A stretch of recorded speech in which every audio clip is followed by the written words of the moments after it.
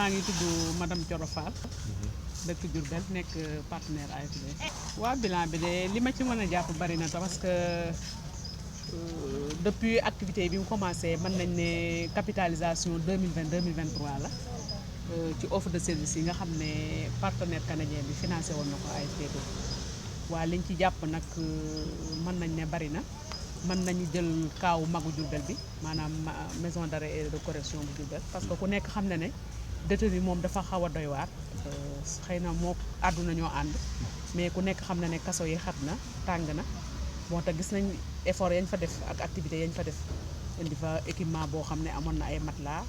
am ay chaise am ay machine pour au moins bu ñu génnee am loisir yu ñu mën a def loolu activité bu ñu mën a jàppala ci wàllu formation aussi gis nañ ñu jàppee xale yi ni ñu jàppalee xale yi mooy relève générationnel xale ci wàllu formation marketing digital ak gestion ak yeneen loolu moom activité yu am solo yoo xam ne jàpp nañ ko ci peut-être di remercier rek ñi nga xam ne ñooy association AFDD bi mais di remercier partenaire bi parce que nee nañ bu lëg lekkee aloom na ko gërëme tey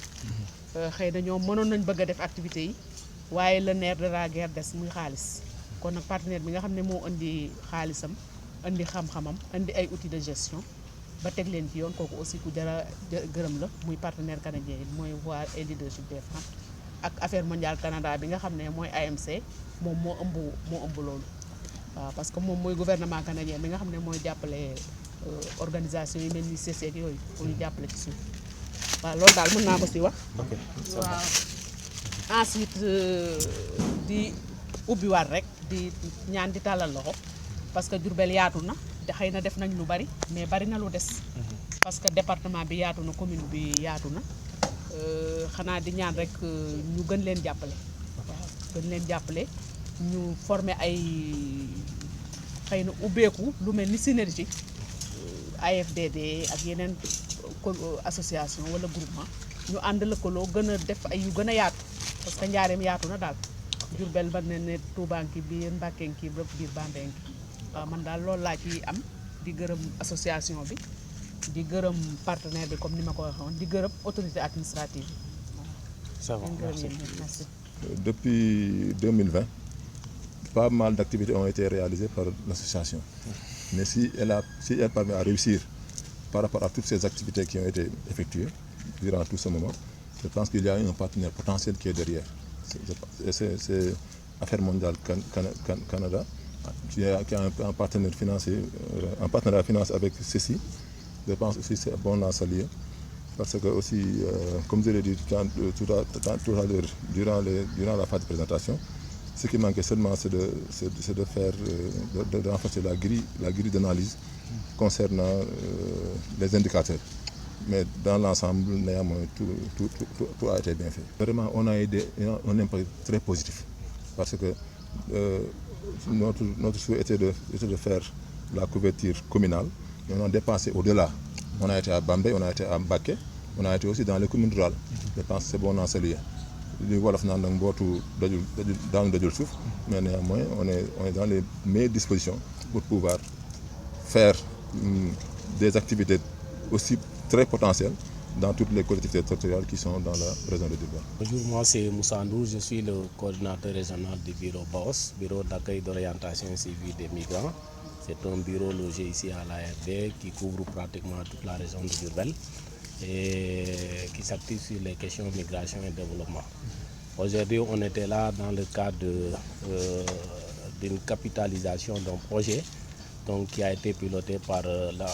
l'association des femmes pour le développement de Diourbel. Donc, et le boss de Diourbel a été associé. Donc, c'est un grand plaisir d'être là et aussi de voir qu'il y a eu beaucoup de résultats donc, qui ont été atteints et des formations, des renforcements de capacités, l'entrepreneuriat également féminin donc, et l'appui également aux femmes, surtout vulnérables. Donc, et c'est dans ce sens-là que le boss intervient parce que nous aussi nous gérons on a une cible la famille parce que parfois les gens pensent que il faut mettre l'accent sur les migrants, mais il y a aussi la famille à côté. Donc, et cette famille-là joue un rôle très important sur les questions de la migration, notamment la migration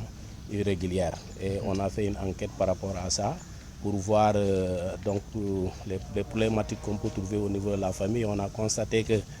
surtout les femmes veuves épouses d'immigrés donc sont confrontées à beaucoup de problèmes, notamment problèmes de violence faite au genre, et que l'association également intervient, et ça aussi c'est un centre d'intérêt que nous partageons, et aujourd'hui on est là pour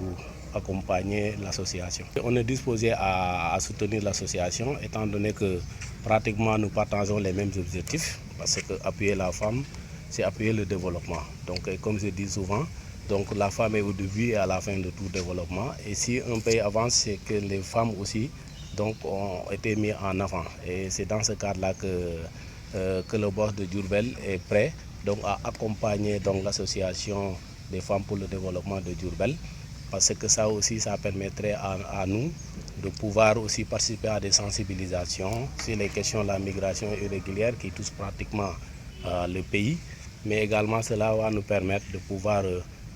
faire des projets, participer au programme et pouvoir aider les femmes afin que ces femmes-là puissent être beaucoup plus autonomes sur le plan économique. Babacar Faye,